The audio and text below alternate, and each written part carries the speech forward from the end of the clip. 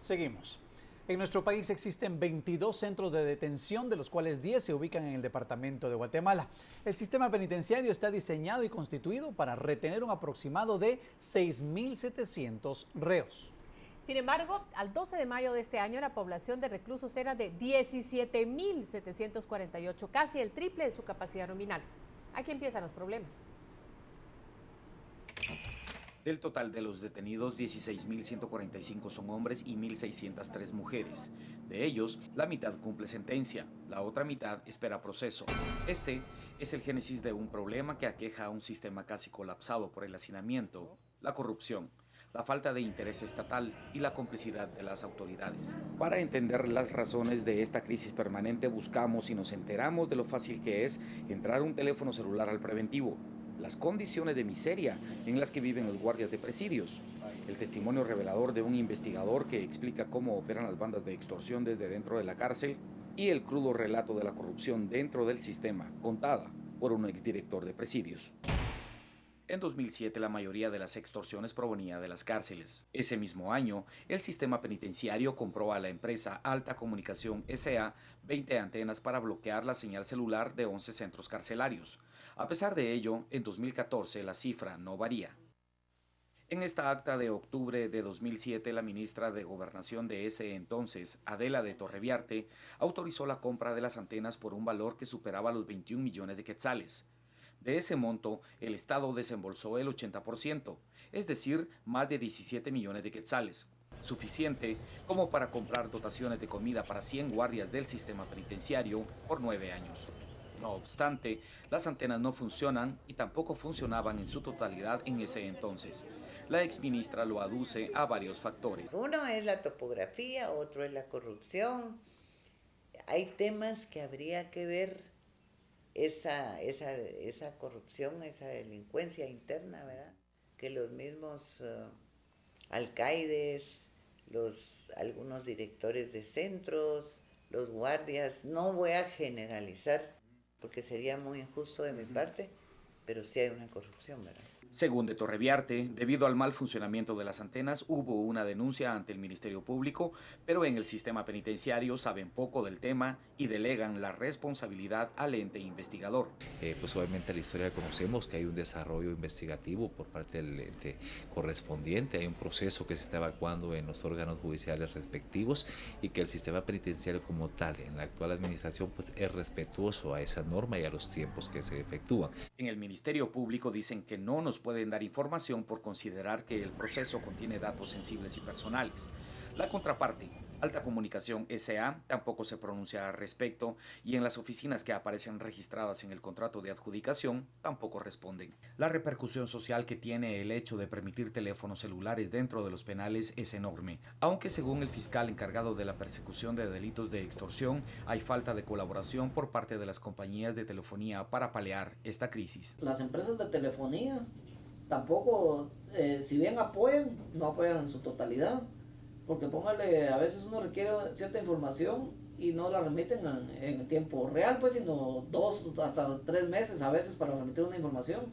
Entonces eso también nos genera problema para ubicar si realmente está la persona detenida o no, ¿verdad? Porque eso es Mario Polanco también señala como corresponsables a las 3 empresas de telefonía móvil. Entonces las ganancias son de varios millones de quetzales al año para las 3 compañías de teléfonos en este país. Son las empresas a las que no les conviene terminar con estas extorsiones desde dentro de las cárceles.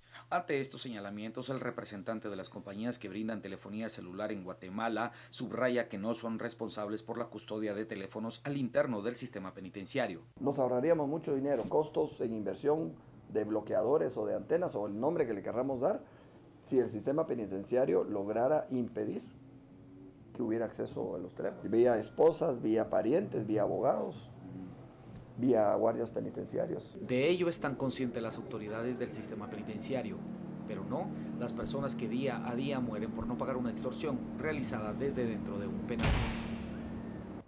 Por otro lado, el director del sistema penitenciario sostuvo una reunión con el presidente de la Corte de Constitucionalidad, Roberto Molina Barreto, donde el tema central fue el cumplimiento de la ley de telecomunicaciones ya aprobada.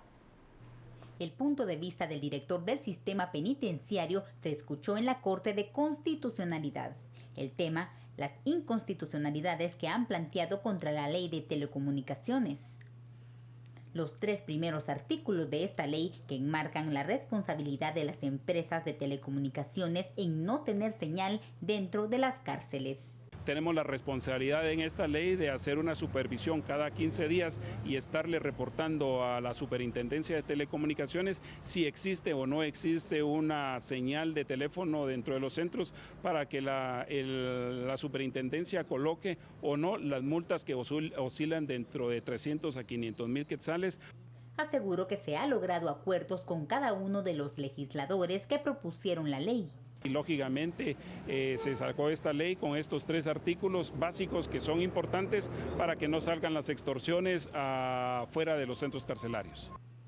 Se construirá una hoja de ruta con una cronología específica a seguir y estará a disposición de las empresas de telecomunicaciones con información que necesiten para quitar la señal de las antenas de los centros donde se encuentran los privados de libertad. El privado de libertad no puede quejarse que no tiene una comunicación con su familia porque le hemos colocado nosotros. Esos teléfonos tarjeteros están controlados, ya que cuando usted recibe una llamada de este centro carcelario, pues recibe una grabación donde le dice de que usted está siendo llamada de tal centro carcelario y si usted acepta o no acepta esta llamada. Por su parte, el presidente de la Corte de Constitucionalidad, Molina Barreto, aseguró que pasará la información a los otros magistrados sobre la solicitud del director del sistema penitenciario. Por una Guatemala en paz, Esli Melgarejo.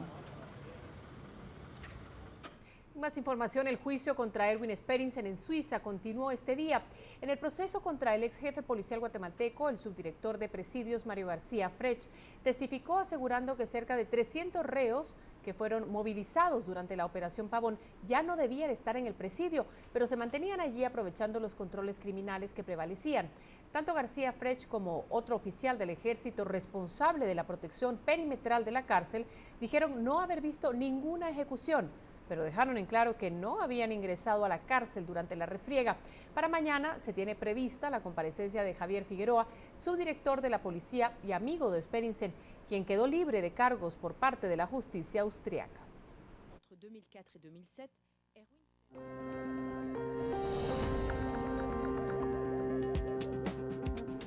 Vamos a una pausa publicitaria, pero cuando volvamos, piden justicia para estudiante del Instituto Rafael Akeche muerto en pelea callejera el viernes pasado. Los padres de familia expresan preocupación por la violencia en los institutos públicos. Regresamos con eso y más.